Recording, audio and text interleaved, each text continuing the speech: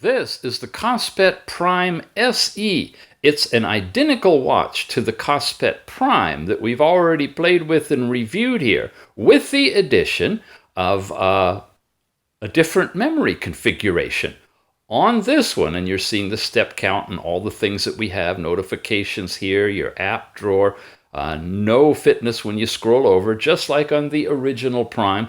When you check the memory configuration, you find that you've got 1 gigabyte of RAM and 16 gigabytes of storage in the SE, whereas the original has 3 gigabytes of RAM and 32 gigabytes of storage. That's pretty much the only difference between them, and of course the price is different. You do have the ability to see your results from fitness and a tie-in with GPS, so if you want to do runs, walks, and cycling, you can use GPS within the Prime or the Prime SE. Again, the only difference between this and the original, still got the 2 cameras, everything else identical, is the memory configuration. So, it's the Kospet Prime SE.